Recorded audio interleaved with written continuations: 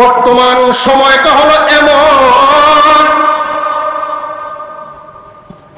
একটা ব্যবসায়ীর দোকান, সাইনবোর্ডে লেখা আছে বিসমিল্লাহির রহমানির রহিম অথবা কালিমায়ে তাইয়্যিবা, পবিত্র কালিমা,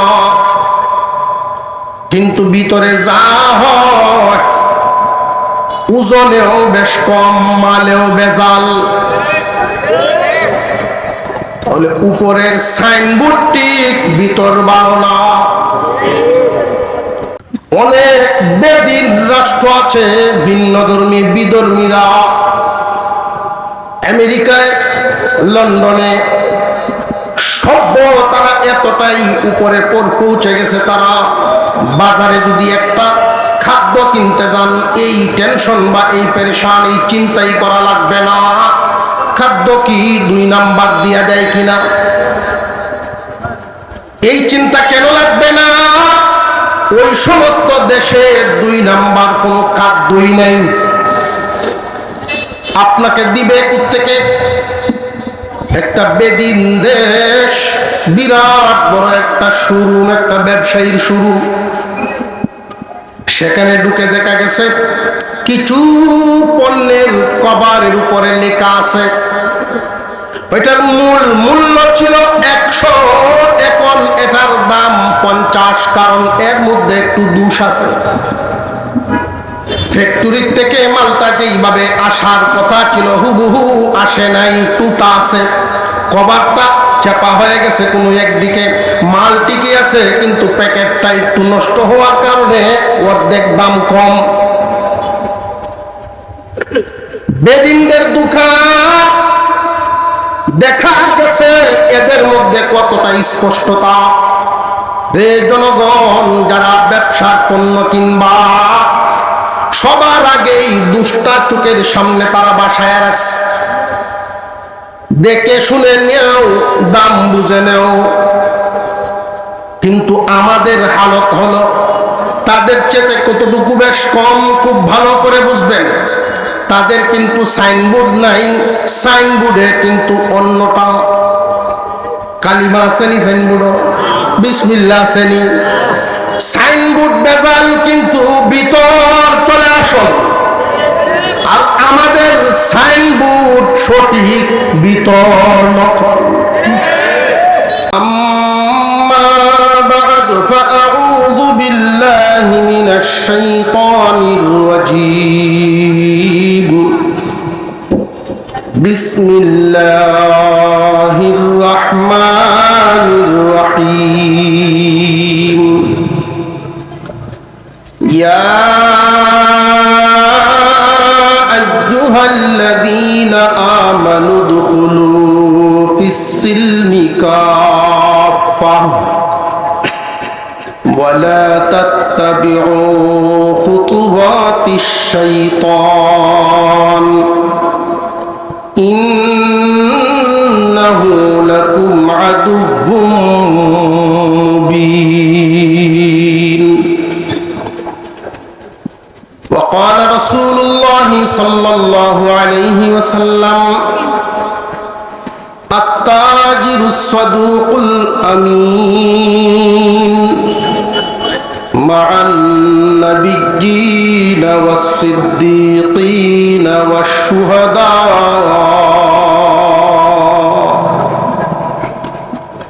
صدق الله العظيم وصدق رسوله النبي الكريم ونحن على ذلك من الشاهدين والشاكرين والحمد لله رب العالمين. اللهم صل على محمد وعلى آل محمد كما صليت على إبراهيم وعلى آل إبراهيم إنك حميد مجيد. اللهم بارك على محمد وعلى آل محمد كما باركت على إبراهيم وعلى آل إبراهيم إنك حميد مجيد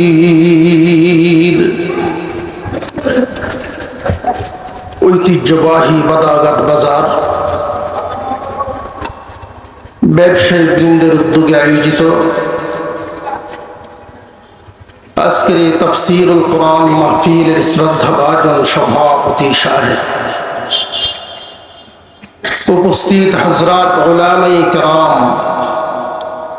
মুরব্বিয়ানে আযম, সর্বস্তরের সুধীবৃন্দ, আল্লাহ পাক রব্বুল আলামিনের দরবারে শুকরিয়া আদায় করি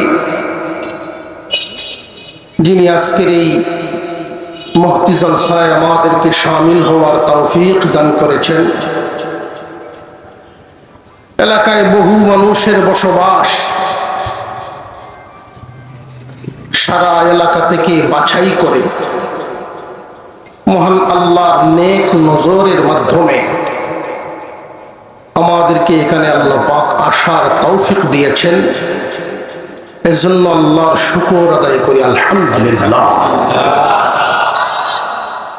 আল্লাহ তাআলা যার দিকে নেক নজরে তাকান ওই মানুষটাই কোনো নেক কাজে শামিল হতে পারে। আল্লাহ যার দিকে নেক নজরে তাকান না সে নেক কাজে শামিল হতেও পারে না। হয়তো কারোর প্রশ্ন জাগতে পারে যে সবাই আল্লাহর বান্দা, নেক নজর সবার দিকে কেন দেন না? প্রত্যেকের অন্তরের খবর আল্লাহর জানা। নেক কাজ করার জন্য বান্দা যখন নিয়ত করে মহান আল্লাহর সাহায্য, মহান আল্লাহর সন্তুষ্টি তখন থেকেই তার উপর পড়তে থাকে। আজকে এখানে মাহফিল হবে, আমাদেরকেও অনেক আগেই দাওয়াত করা হয়েছে। এরপরে আপনাদেরকেও পোস্টারের মাধ্যমে, বিভিন্ন প্রচারের মাধ্যমে জানানো হয়েছে। সংবাদ শোনার পরেই মনে মনে অনেকেই খুশি নিয়ত করে রাখছে মাহফিলে যাব। যদিও ওই নিয়তকারী সবাই এখানে আসতে পারে নাই, তো মানসিক সম্মতি থাকার কারণে আল্লাহর পক্ষ থেকে তার জন্য পুরস্কার আছে। যে সমস্ত মানুষ নেক কাজ জমিনে হবে, ভালো একটা কাজ জমিনে হবে, এটা শুনে খুশি হয়, একাত্মতা পোষণ করে। যারা শামিল হয় তাদেরকে আল্লাহ যেইভাবে পুরস্কৃত করেন, নেকি দান করেন, অগত্যা যারা আসতে পারে নাই ইচ্ছা থাকার পরেও বিভিন্ন কারণে মহান আল্লাহ তাদের আমল নামায়ও নেকি দান করে দেন। পক্ষান্তরে এলাকায় কোনো একটা নাপাক কাজ, নাজায়েজ কাজ, সাউন্ড বক্স বাজানো, হাউজি বাম্পা, বিভিন্ন ধরনের গানের আয়োজন আছে না নাই? এই সমস্ত সংবাদ পাওয়ার পরে মনে মনে যারা অসন্তুষ্ট হয়, অপছন্দ করে, হতে পারে আল্লাহ না করুক কোরআনের তাফসীর 6 বছর চলছে, যেখানে কোরআনের তাফসীর শুরু হয়ে গেছে, আল্লাহ যেন এখানে কোনো নাজায়েজ কাজ আর না করান। আল্লাহর এই বান্দাদেরকে যেন আল্লাহ হেদায়েত দান করে দেন। শয়তানের প্ররোচনায় যদি জমিনে কেউ এমন কাজ করতে চায়, হাদিসে রাসূল বলেন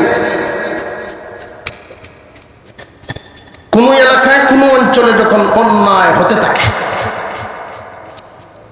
আর যারা মনের সমর্থন দেয়, সবাই এটার সামিল হয়। কোনো কারণে গানে উপস্থিত হইতে পারছে না, দূর থেকে আফসোস করতেছে, হাহারি পারলাম না। গুনাহ লেখার ক্ষেত্রে কারোর কম করবে না।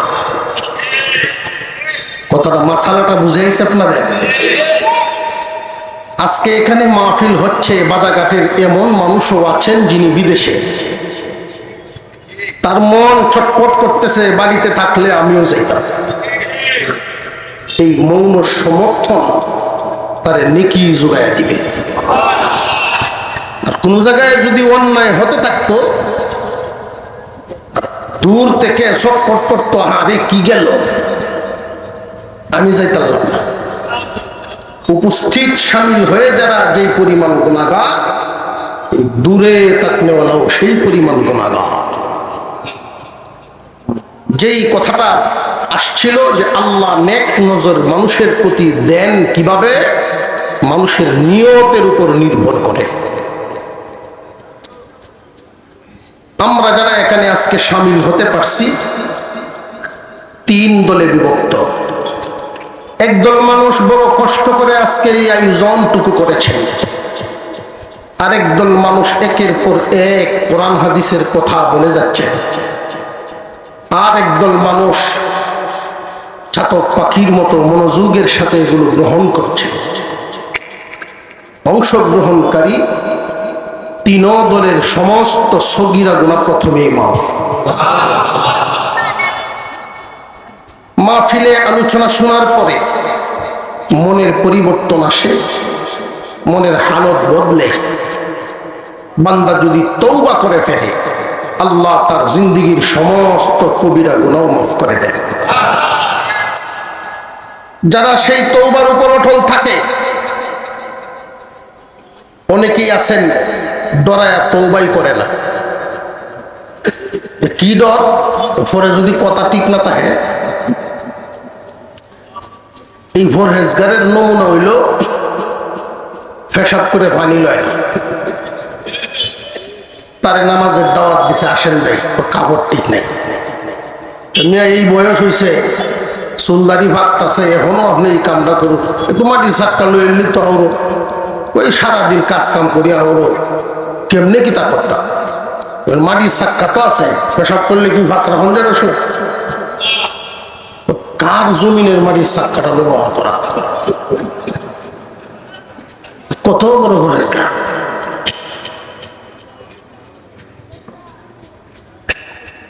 কোন একজন ব্যক্তির জমিনে এত এই পরিমাণ মাটি যদি আপনি ব্যবহার করেন, এতে কি জমিনের ক্ষতি হবে?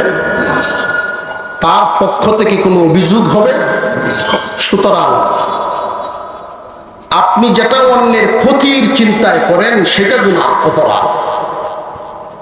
এটা আপনি ক্ষতিও হচ্ছে না, ক্ষতির চিন্তাও করছেন না, এই সমস্ত বিষয়গুলো আল্লাহর পক্ষ থেকেই মাফ।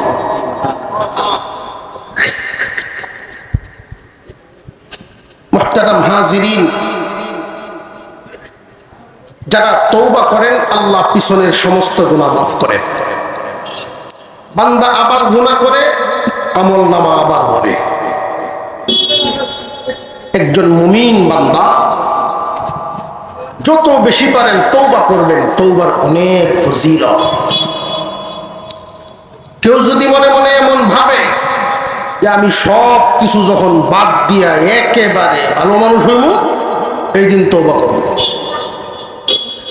একেবারে তার দ্বারা একসাথে ভালো মানুষ হওয়া সহজ না, হতেও পারবে না।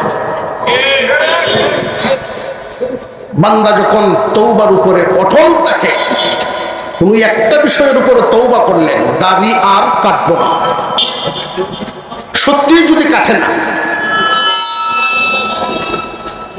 সত্যি যদি কাটে না, মহান আল্লাহ এই তওবাটাকে এমন ভাবে কবুল করেন, তওবার উপরে অটল থাকার কারণে পিছনের সমস্ত গুনাহ নেকি দিয়ে বদলায় দেন।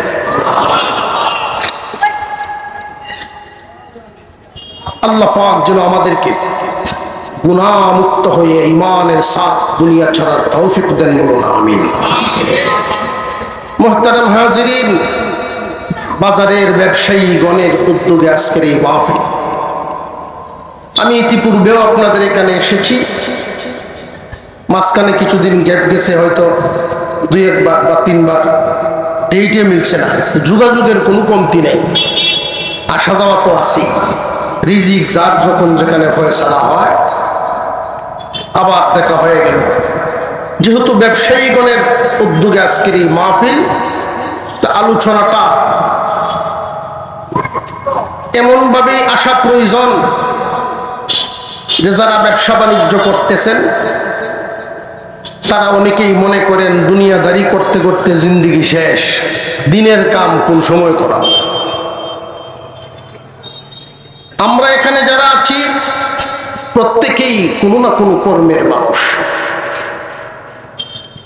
একজন মানুষ যখন এই নিয়ত করে যে আমার কর্মটাকেই ধর্ম বানাবো, আমার কর্মটাকে ধর্ম বানাবো, আর সত্যি যদি সে কর্মটাকেই ধর্ম বানাতে পারে, এই কর্মেই তার নাজাতের ফয়সালা হবে। একজন মানুষ ব্যবসায়ী, ব্যবসা তার কর্ম, এই ধর্ম মেনে যদি তার এই কর্ম করতে পারে। একজন মানুষ কৃষক, ধর্ম মেনে যদি কৃষি করতে পারে।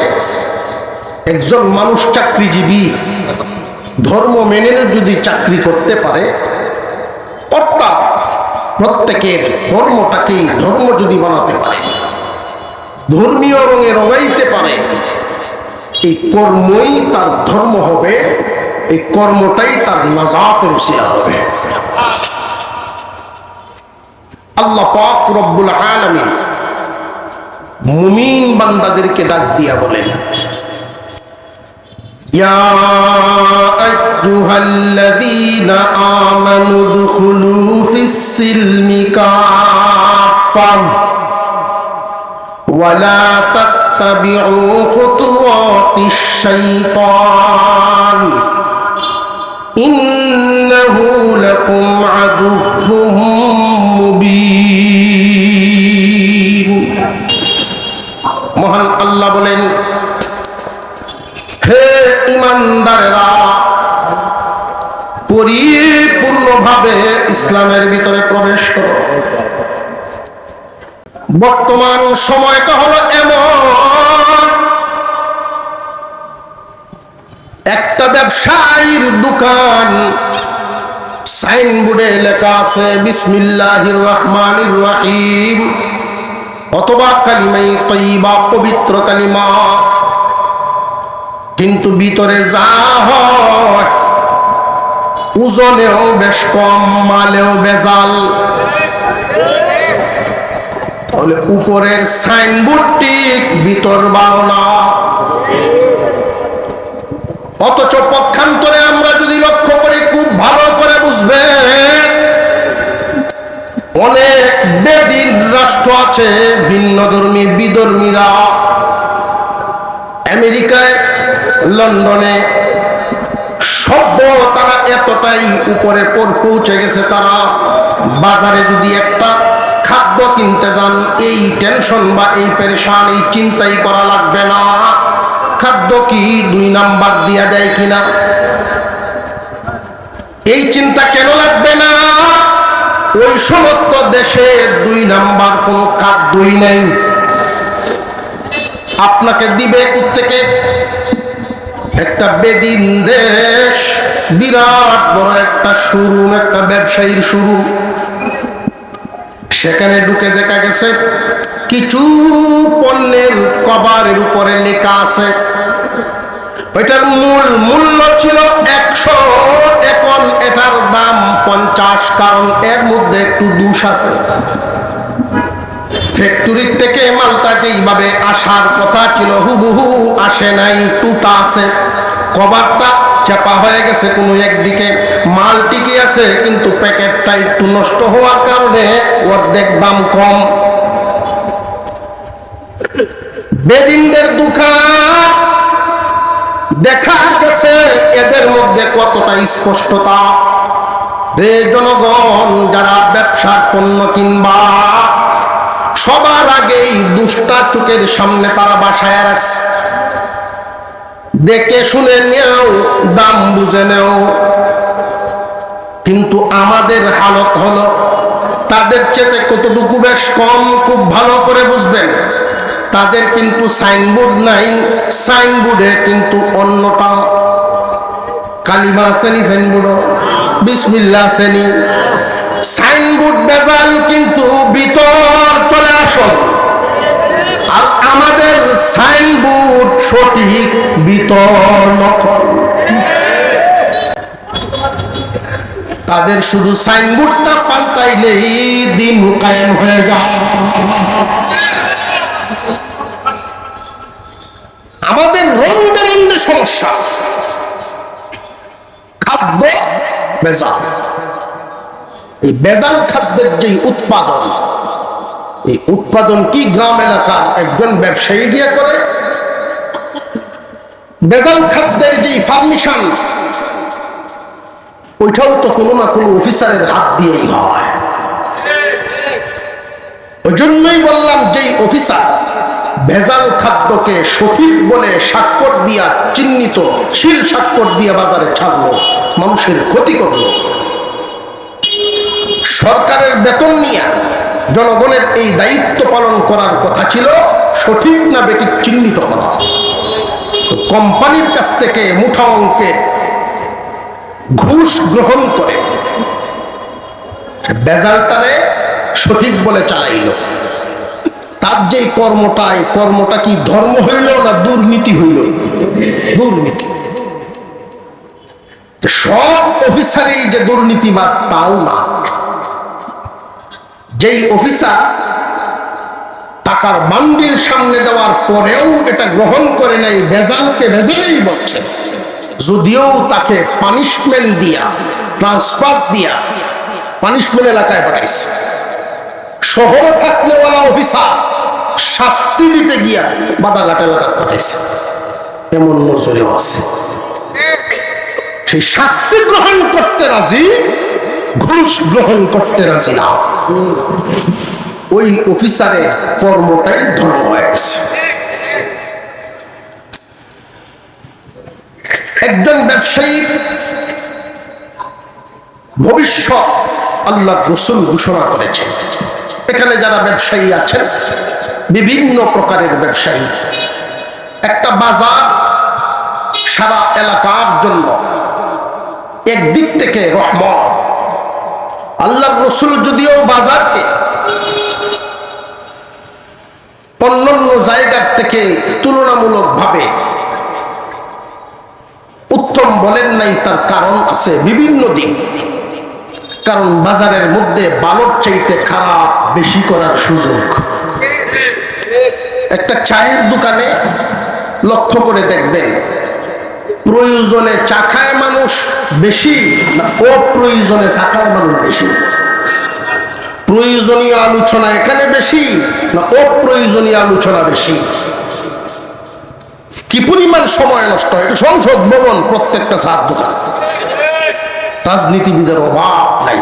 এখানেই দেশ গঠন হইতেছে, এখানেই স্বাধীন হইতেছে, এখানেই শেষ হইতেছে, এখানেই করতেছে চার দোকান।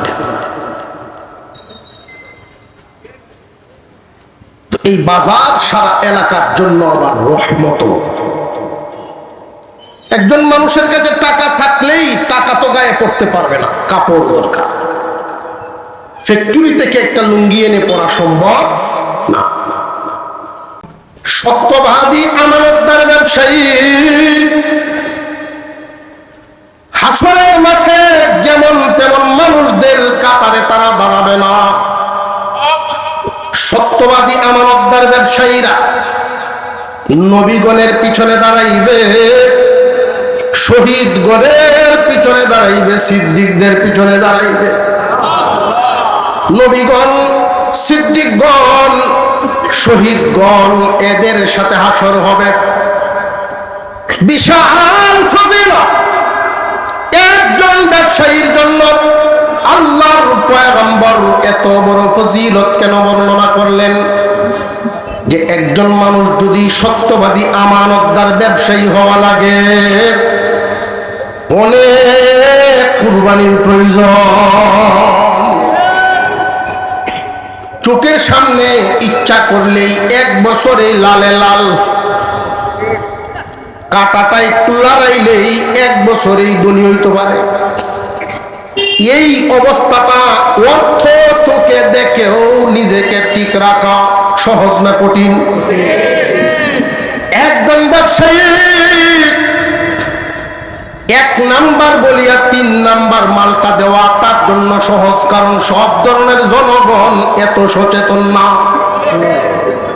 কিন্তু নিজের কাটাটা ঠিক রাখা এত সহজ না, অনেক কঠিন।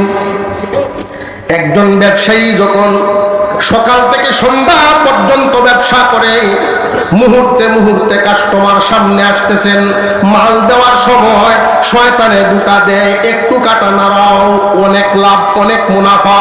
কিন্তু না, ওই নফসকে সে দাফন করে সঠিক কাজটা করে।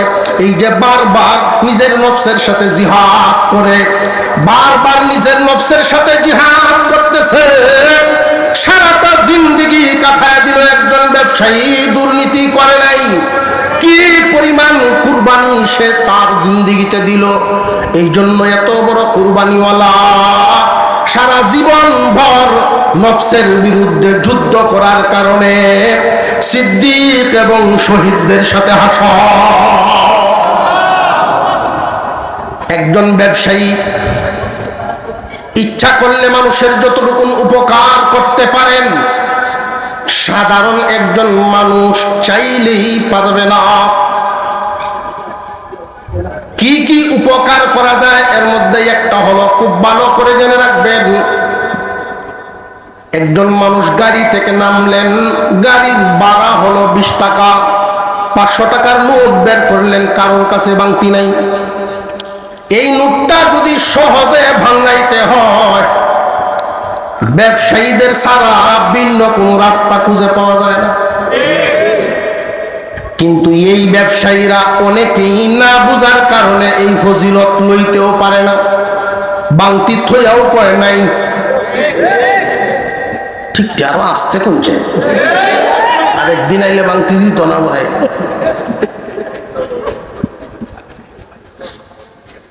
থইয়াও জানিয়া রাখবেন, অন্যের উপকারে আল্লাহ খুশি হন। তোমার কাছে বড় আশা নিয়ে আসছে, যদি ক্যাশে নাও তাকে, পারলে তুমি আরো উদারতা দেখাও। এই টাকাটা তার হাত থেকে নিয়ে তোমার পাশের দোকানদারের কাছ থেকে তুমি নিজে বাংতি নিয়ে দাও, কারণ উনি গেলে যেই পরিমাণ মূল্য পাবে, তুমি গেলে এর চেয়ে বেশি মূল্য হইব।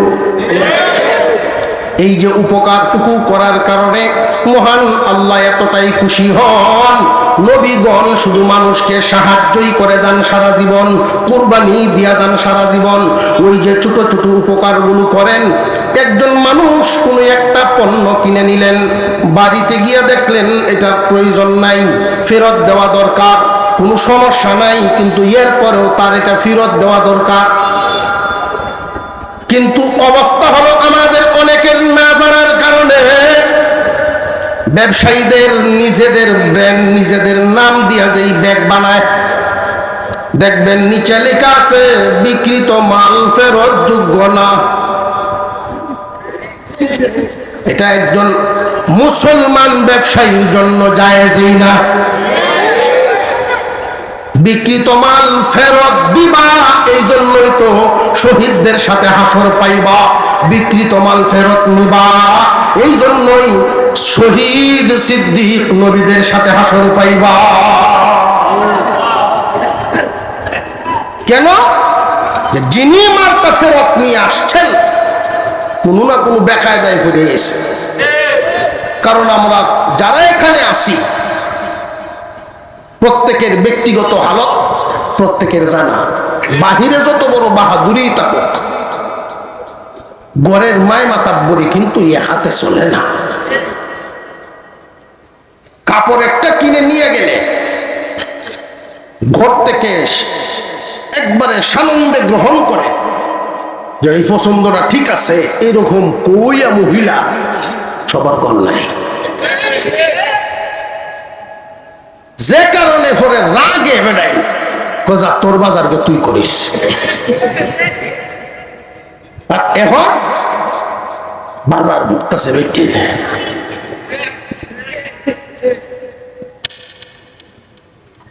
সব সময় যদি তাদের কথাই চলতে থাকেন, বাজার যদি চিনায় ফেলেন কাউকে, এই নারীকে আর ঘরে বসতে পারবেন না। খুব সপ্তাহ বাজার চিনানো যাবে, কলা কৌশলে তাদেরকে উৎসাহ দিতে হবে, পরামর্শ দিতে হবে, পরামর্শ নিতে হবে। আল্লাহ রাসূল একটা সুন্নতি রেখেছেন, কোরআনের আয়াতও আছে, ওয়াশাবিরহুম ফিল আমর। বিবির সাথে পরামর্শ করা, সাংসারিক কাজে, যে কোনো কাজে এই লোকটারে বিভিন্ন কাজে জিগাইবেন, এরপরে আপনার কাম ভুল কম ধরব। আর যদি না জিগায়, গরম ভাত খেতে না, আপনার পয়সাতে আপনি ক্ষেত রাখবেন। এরপরে রাসূল বলেন জিগাও, পরামর্শ করো, যে সারা বছর যে আমরা আয় ইনকাম করলাম, সবজির যেই গৃহস্থী করছিলাম এখান থেকে এই পরিমাণ লাভ আইছে, অমুক জায়গায় টাকা খাটাইছিলাম ওইখান থেকে লাভ আইছে, চাকরির এই পরিমাণ পয়সা জমছে, মোটে গিয়ে দেখা যায় আমরা সংসারে এই বছর 2 লাখ টাকা আয় হয়েছে। কি করতাম পারি? ব্যবসার কাজে লাগাই দিতাম, না জমিনটার সাথে এক টুকরা জায়গা বিক্রি করে ওইটা করতাম, লও দুজনে পরামর্শ করি। তো বিবি সাহেব খুব খুশি হয়, এই সমস্ত কাজে তারে মূল্যায়ন করলে খুব খুশি হয়। এমন খুশি যদি আপনি এই সময় বলেন যে জমিনটা যদি রাখতাম আমার ক্ষেতটা সমান হয়ে গেল, কিন্তু সমস্যা হইল টাকা 2 লাখ লাগে, যে 4 লাখ, এটা আমি ভাই এম করি। খুশি হয়ে মহিলা করবো একবারে স্বর্ণ 2 ভরি বেচে নাও, আরেকবার দিবানে, লস হয়েছে না লাভ হয়েছে? আল্লাহ রাসূল যেটা সুন্নত রেখেছেন, বিবির সাথে পরামর্শ করা সুন্নত, কিন্তু এর কথায় চলন সুন্নত না। কথায় চললে ঝামেলা আছে। একজন মানুষ বাজার থেকে একটা কাপড় নিয়ে বাড়িতে গেলেন, বয়স্ক মানুষ, তার ইনকাম নাই, ইনকামের পরিমাণ কম, 1টা 2টা 3টা কাপড় নিয়ে যদি উনি বাড়িতে যান, বিবি সাহেবের অপছন্দের সুর তার শুনতে হয়, অনেক ক্ষেত্রে অনেক জিনিস ফেরত দিতে হয়। আর যেই ব্যবসায়ীরা এই বিকৃত মাল ফেরত নেন না, ফেরত দিতে না পেরে এই লোক মানসিকভাবে বড় পেরেশান হয়ে যায়। মুসলমান ইমানদার ভাইয়েরা আমার, কোন একজন মানুষ যদি কোনো মাল নিয়ে আবার ফেরত আসেন, আপনার মালের কোনো ক্ষতি হয় নাই, কোনো টুঠা ফাটা হয় নাই, ব্যবহারও হয় নাই, সুন্দরভাবে ইচ্ছা করলে আপনি আর এক জায়গায় বিক্রি করতে পারবেন। তার কাছে যেই টাকায় বিক্রি করেছিলেন, যেইটুকু লাভ করেছিলেন, ওই দিকে আপনি তাকাবেন না, আপনি মাল ফেরত রাখবেন, পারলে তারে চা খাওয়ায়া দিবেন, এতে ইহকালীন একটা লাভ। এই সুন্দর আচরণের জন্য ওই কাস্টমার আপনার হয়ে যাবে, সুন্দর আচরণের জন্য ওই মানুষ সারা জীবন ভর আপনার কাছ থেকে লেনদেন, কাপড় চোপড় নিবে। আখিরাতের কল্যাণ, বিক্রিত মাল ফেরত রাখলেন, সুন্দর আচরণ করলেন, আখিরাতের লাভ, নবীগণ, শহীদগণ এবং সিদ্দিকগণের সাথে হাসর। যে সমস্ত মানুষেরা ব্যবসা করতে গিয়া আমাদের দেশের যেই দুর্নীতিগুলো আমরা দেখি, ইহুদি খ্রিস্টান তারা কত সুন্দর আচরণ করে, দোষী বিষয়টাকে সামনে তুলে ধরা। ইমামে আজম আবু হানিফা রাহমাতুল্লাহি আলাইহি উনিও বড় ব্যবসায়ী ছিলেন, অনেক বড় ব্যবসায়ী। কত বড় ব্যবসায়ী অনুমান করেন? কুরআনুল কারীমের হাফেজ উনি। তারাবির নামাজে কোরআনের খতম করতেন, মুসল্লিরা ওনার পিছনে দাঁড়ায় শুনত। 27 রমজানে যখন উনি খতম করতেন, সব মুসল্লিদেরকে নতুন কাপড় পরাইতেন। হুজুর, আমরা আপনাকে হাদিয়া দিব, উল্টা আপনি আমাদেরকে দেন। আল্লাহ আমার মালে এত বরকত দিয়েছেন, কুরআনুল কারীমের খতম করতে পারছি, এই শুকরিয়াতান শুকর আদায় করতে গিয়ে আপনাদেরকে কাপড় দিলাম। অনেক ধনী মানুষ ছিলেন, এমন ধনী মানুষ, আমানতদার ব্যবসায়ী। ঘুরতে ঘুরতে একদিন কাপড়ের দোকানে ঢুকলেন, নিজের দোকান, ওই দোকানেই ঢুকলেন। দোকানের মধ্যে ঢুকে কাপড়গুলো দেখলেন, একটা গাদির মধ্যে আছে কাপড়, একটা টুটা। হুজুর এটা বের করে ম্যানেজারকে ডাক দিয়া বলেন, শোনো, এই কাপড়টার মধ্যে মূল্যটা তুমি বসায় রাখো, এটা আলাদা রাখো। এটা যে কাস্টমার নিবে অন্যান্য কাপড়ের তুলনায় কিছু টাকা কম রাখবে, কিছু টাকা এটার মধ্যে কম রাখবা। আমি যেই কথাটা বললাম মনে রেখো। এই আদেশটা উনি দিয়ে গেলেন। প্রত্যেক মহাজন এই নীতির উপরে যদি ব্যবসা বাণিজ্য করে, জনগণ লাভবান, ব্যবসায়ীও লাভবান। আর যদি আপনি 2 নাম্বারি করেন, আমাদের যেই হালত, টুটাটারে আরো লুকানোর চেষ্টা। বাজারে যদি কাটালো আনে, পুখরাটা তলে দে, দেখায় না। গরু যদি বাজারে নে, ঘাড়ের মধ্যে বা কান্দের মধ্যে কোনো এক জায়গায় খুঁতা থাকলে রশিটারে বলতে বলতে ওই জায়গা আপনি দূরে রাখে, ভাবলিয়ে না দেখুন। মুসলমানের নীতি এমন না, মুসলমানের আদর্শ হবে তুমি দুষ্টা তার দেখায় দাও। ইহুদি খ্রিস্টানদের ভিতর পরিষ্কার হয়ে গেছে, সাইনবোর্ডে ভেজাল আছে। আর আমাদের সাইনবোর্ড শুধু ঠিক আছে, ভিতর মুশকিল ভেজাল হয়ে গেছে। এই জন্য আল্লাহ বলেন, ইয়া আইয়ুহাল্লাযীনা আমানু দুখুলু ফিস-সিলমি কাফা। হে ঈমানদারেরা, পরিপূর্ণভাবে ইসলামের ভিতরে প্রবেশ করো, পরিপূর্ণভাবে। এটা সহজে বোঝার জন্য খুব মনোযোগ দিয়া চিন্তা মিলান, হিসাব মিলান। আমরা প্রত্যেকেই মুসলমান, ব্যবসায়ী মুসলমান, কিন্তু ব্যবসায় মুসলমানই নাই। কৃষক মুসলমান, কিন্তু তার মুসলমানি আদর্শ নাই, আইন টেলানির চরিত্র রয়েছে। মুসলমানি প্রত্যেকটা কর্মে যখন মুসলমানি রঙে রঙাইতে পারবা, কর্মই তোমার ধর্ম বানাইবা, কর্মই তোমার ধর্ম হবে। আর যদি কেউ মনে করে যে সুযোগ পাইছি ওজনে কম দিয়া, খাদ্যে ভেজাল মিশায়া, 3 নাম্বারটা 1 নাম্বার কইয়া কিছুদিন একটু ব্যবসা বাণিজ্য করে কি আর চলবো, সুযোগ আছে, কামায় নাই করে বসে। জেনে রাখবেন, হারামে আরাম মিলে না, হারামে আরাম মিলে না। মুদির দোকান, বহু ধরনের আইটেম আছে তার দোকানে। তো গ্রাম এলাকার একজন কৃষক মানুষ গরু পালে, এই মুদির দোকান থেকে ভুসি নেয়। আগের দিনও খোল, লালি গরু রেখাও নিত। এখন তো খাদ্যের শুধু আপডেট আইয়ে। তো এই সমস্ত কিছু মালামাল এই মুদির দোকান থেকে নেয়। তো মুদির দোকানদার ওনারে জিগায় যে তোমার গরু কয়টা, যে এই পরিমাণ গরু আছে, কয়টা দুধের গাই আছে।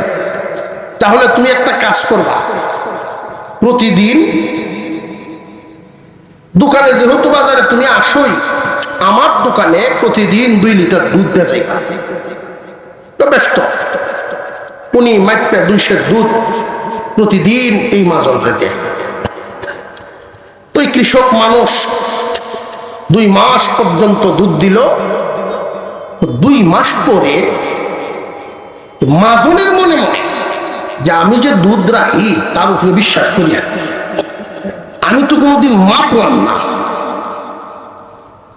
সে 2 সের দেয়া গেল, আমিও এইভাবেই রাখতেছি। একদিন পাল্লার টান দিছে, টান দিয়ে দেখে 200 গ্রাম কম। এখন তো উনি এমন চেতা চেচ্ছে যে আয়োগ কালকে দরিয়া বাইন দিয়া এরপরে সারা 2 মাসের হিসাবটা একসাথে মিলাই। ওই মানুষ আইছেন, পরের দিন যখন দুধ নিয়ে আইছেন, যে মিয়া তোমারে আমি এতটা সরল সহজ গ্রামের মানুষ ভাবছি, কিন্তু ভিতরে ভিতরে তো তুমি সাংঘাতিক চালাক মানুষ, খুব বাটপার মানুষ, আমি কি করলাম? তোমার এই 2 সের দুধে 200 গ্রাম কম, 100 গ্রাম করে তুমি কম দিছো প্রতি সেরে, এই যে কামটা করলা, এই 2 মাসে আমার কি পরিমাণ দুধ ঠকাইলা, আর কত মাসের এই কাম করতেছ। এই লোক মনটা এতটাই খারাপ করছে, উপরে কোনো চেয়ার মোড়াতে না বসে সোজা বাজিত বসে গেছে। গ্রামের মানুষ দোষ করে নাই এমন যদি হয়, হঠাৎ তার উপরে কোনো দোষ চাপায়া দেওয়া হয়েছে, এই দোষের সাজা যে পরিমাণ তার হবে, এর চাইতে মানসিকভাবে বেশি ভেঙে পড়ে।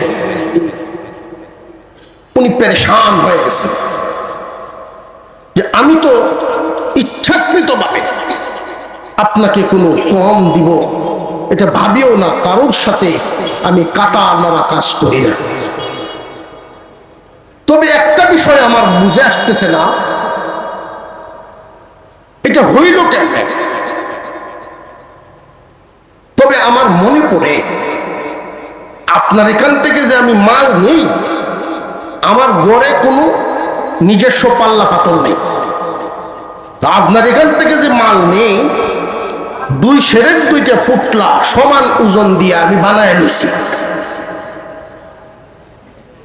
ওইটাতে মাত্র আপনারে দিতেছি। আপনাদের থেকে যে পুটলাটাতে নিছিলাম আমি তো এটাতেই বানাইছি, তাহলে আপনারটা সমস্যা হয়েছে। বুঝে আসতেছে? তখন তার হুঁশ হয়েছে এবং সাথে সাথে এই সরল মনা কৃষকের হাত ধরে মাপ চাইছে যে আমি ভুল করছি, তুমি আমার চোখ খুলে দিছ, আমি যদি তোমারে টকাইছি লালি কম দিয়া, আর আমি টকছি দুধ কম পায়া। তা বুঝে আসতেছে? তোমারে আমি ঠকাইলাম, কি কম দিছি? লালি। তো আমি যে ঠকলাম, দুধও ঠকলাম। লালি আর দুধে কি তুলনা চলে? মুসলমান ইমানদার ভাইরা আমার, খুব মনোযোগের সাথে শুনবেন। কিয়ামতের কঠিন ময়দানে অনেক মানুষ আল্লাহর সামনে হাজির হবেন পাহাড় পরিমাণ নেকি নিয়া, পাহাড় পরিমাণ নেকির বোঝা। আল্লাহর সামনে হাজিরা দিয়া বলবে, প্রভু গো, জান্নাত দিন, জান্নাত দিন। এই দেখেন নেকি, নামাজের সওয়াব, রোজার সওয়াব, বিভিন্ন নেকি নিয়ে আসলাম, পাহাড় পরিমাণ নেকি। আল্লাহ বলবেন, ঠিক আছে, তোমার পাহাড় পরিমাণ নেকি আছে, তবে তোমার একটা খাসলত খারাপ ছিল, বান্দার হক টকাইতা, কাটা লড়া কাজ করতা, নীতি ভালো ছিল না, জবান বিক্রি করে দিতা, নীতি বিক্রি করে দিতা, অন্যায়ভাবে আয় উপার্জন করতা, এটা ছিল তোমার খারাপ কাজ। আজকে বান্দাদের হিসাব নিকাশ হবে, তোমার নেকির বোঝা নিয়ে হিসাব নিকাশ করা হবে। দুনিয়ার জীবনে যে সমস্ত মানুষদেরকে তুমি ঠকাইছো, ওই ঠকানোর বদলায় তাদেরকে নেকি দিয়া পরিশোধ করতে হবে। লালির বদলে দুধ। দুনিয়ার জমিনে তুমি সামান্য মাল ঠকাইছো, হাসরের মাঠের বদলা নেকি দিয়া পরিশোধ। ফজরের সময় ঠান্ডা পানি দিয়া ওযু করলে, আরামের বিছানা ছেড়ে মসজিদে গিয়া নেকি কামাইলেন, ওই কষ্ট উপার্জন করা নেকিটা দুনিয়ার সামান্য একটু কাটা নড়া কাজ। 3 নাম্বারটা 1 নাম্বার কইয়া দিলেন, ওই কারণে আপনার কষ্টে উপার্জন করা নেকিগুলো বদলা হবে। কিয়ামতের কঠিন ময়দানে মহান আল্লাহ পাকের দরবারে একদল মানুষ এসে অভিযোগ করবেন, আল্লাহ, ওই মানুষটা ছিল বাজারঘাট বাজারের ব্যবসায়ী, বহুদিন তার দোকান থেকে মাল নিয়ে আমি ধোঁকা খেয়েছি, ঠকেছি, আজকে বিচার চাই। হিসাব করে করে কবুল হওয়া ইবাদত, সব ইবাদত কবুল হয়নি। ইবাদত সব করলেই শুধু কবুল না, কবুল হওয়া ইবাদত ওই দিন ধোঁকার বদলা, ঠকানোর বদলা। এই যে মালগুলো আপনি ঠকাইলেন, কি পরিমাণ লাভবান। লালিয়ার দুধ যেমন বেশ, নেকির বোঝা থেকে নেকি যাইতেই থাকবে, যাইতেই থাকবে, যাইতেই থাকবে। আল্লাহ পাক রব্বুল আলামিন মাজলুমদেরকে বিচার দিবেন, তাদের পাওনা দিতে থাকবেন, দিতে থাকবেন। এইভাবে দিতে দিতে দিতে দিতে এক সময় হবে, আল্লাহর পয়গম্বর হাদিসের শেষাংশে এসে বলেন, হে আমার উম্মত শুনো, শেষ পর্যন্ত এই লোকের আমলনামায় কোনো নেকি আর থাকবে না। পাহাড় পরিমাণ নেকি দিতে দিতে শেষ। আমার একবার আসবে, আল্লাহ, আমার বাড়ির সাথে তার বাড়ি সিম টেলাটেলি করে আমার 1 জায়গা সারা জীবন দখল করে খাইছে, এটার বদলা চাই। এখন তো তার আমলনামায় নেকি নাই, দিব কি? আল্লাহর আদালত, ইনসাফ কায়েম হবে। মহান আল্লাহ ঘোষণা দিবেন, রে জালেম, যেই জুলুম করেছিলি, দিতে দিতে তোর সব নেকি শেষ হয়ে গেল, এখন কি করবি? নেকি তো আর নাই, তবে তোর আমলনামায় ওই ব্যক্তির গুনাহ এইভাবে হিসাব করে আন, তার গুনার সাজা আজকে তুই ভোগ করবে।